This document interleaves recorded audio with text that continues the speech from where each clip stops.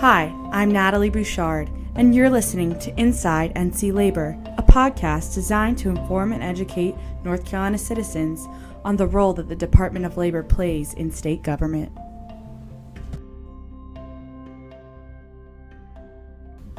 Thanks for tuning in to the first episode of Inside NC Labor. I am Dolores Questenberry, and I'm the Communications Director at the North Carolina Department of Labor. I'm joined by Mary Catherine Revels, the Public Information Officer in our office, and Natalie Bouchard, who is a temporary in our office. Hey! Hey, everybody. So glad y'all could be here today. Us too. Yeah. I thought I'd start out by sharing a quick story that happened to me when I first started at the Department of Labor. I'm from Cumberland County, and I went to lunch one day, and I was coming back from lunch, and I was walking up Salisbury Street, and I ran into a guy that I knew from Cumberland County. And he said, "Hey, Dolores, what are you doing downtown?" And I said, "Well, I work for the Department of Labor." And he said, "Well, what do you do for the Department of Labor?" And at that point, I was the marketing director. And I said, "Well, I'm actually the marketing director for the Department of Labor." And he looked at me with the strangest face, and he said, "Marketing director for the regulators?" And he said, "What do y'all need marketing for?" And I think at the time I didn't know what to say, and it kind of hurt my feelings. Oh, no. And I really don't. I think I started rambling. Well, we have all these programs that people don't know about, and da da da da da. But when I came back into the office, I was telling the chief of staff about I ran into somebody I knew, and he asked me, "Well, what in the heck do regulators need a marketing director for?" And John Baldwin said, "That's exactly why we want a marketing director," and that has stuck with me. Mm-hmm. And I think, we might get that same question about having a podcast. Why is the Department of Labor having a podcast? Yeah. Right. And I go back to that story, and this is about 15 years ago, because in January I will have been here 16 years. Mm-hmm. I would say the same thing. We are trying to get our message out to the public. Yes, we are regulators, but we also provide a lot of programs and services to assist employers and employees to help them improve their safety programs. Mm-hmm.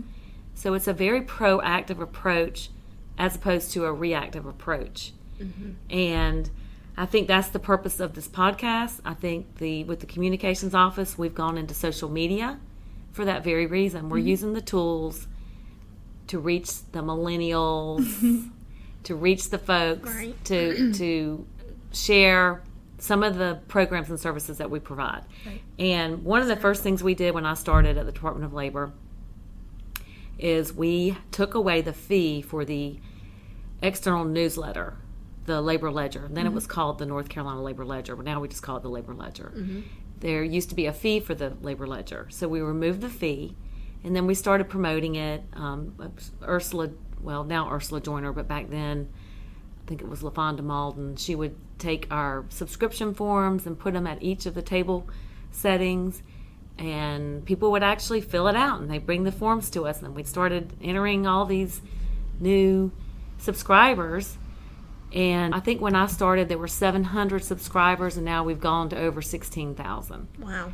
So we are trying to get our message to the public, and that's one of the vehicles that we use. Right. There are other tools, and I'm going to let you, millennials. Oh, you're not millennials. Well, I am. But, Mary Catherine is a millennial, Yes, but I you am. say you're not. Generation? Well, by birth. I'm not. By birth. By birth year.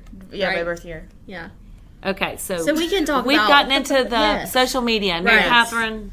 So yes, we have social media here at the Department of Labor, and Natalie and myself mainly run that for our office, and we're trying to increase our followers and really get the word out about what our department offers here. And so we are on Facebook, Twitter, Instagram, and we also have a YouTube page. Right.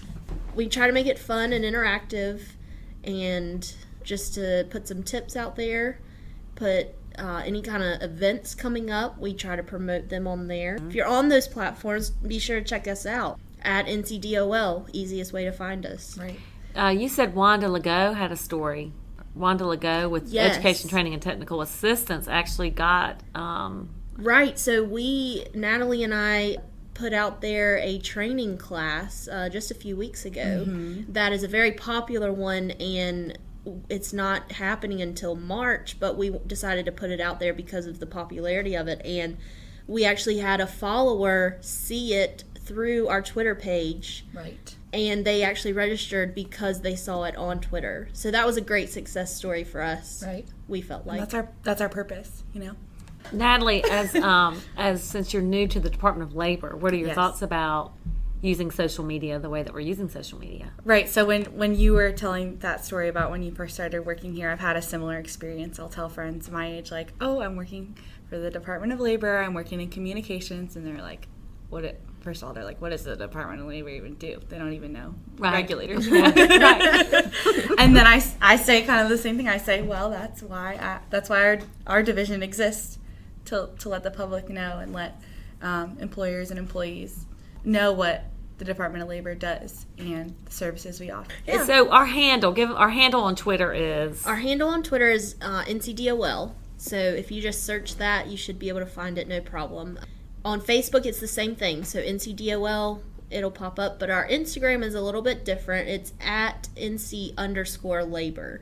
So the Instagram was created about 2 years ago. And when we went to create it, somebody already had our NCDOL handle. So we had to change it up just a little bit. But pretty much is pretty easy to find us. And all of our profile pictures are our logo. So if you know what the logo looks like, you can follow us. Great. And you can also subscribe to the North Carolina Labor Ledger online, or you can call us and we'll add you to our subscription list. There's so many other programs and services, and we cannot get into all of that today because today we just wanted to really talk a little bit about the communications office, since we're going to be spearheading this podcast, this project for the Department of Labor.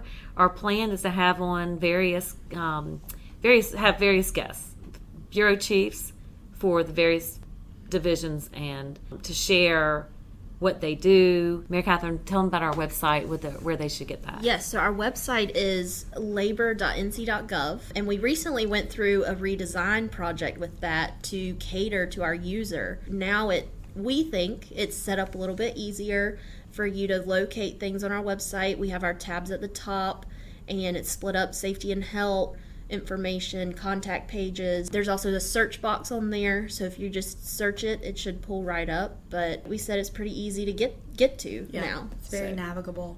Yeah, the website itself. At any rate, I think we've shared some stories with you guys that we hope you found interesting today. We've shared ways that you can follow us on social media. We've talked about our website, the Labor Ledger, and there's much more to come. We hope you'll tune in to future episodes. Again, these will be short segments introducing you to various folks within the Department of Labor. And we hope you'll find it interesting and engaging, and you'll want to tune in again. Absolutely. Yes. We thank y'all so much. Thank you. Bye.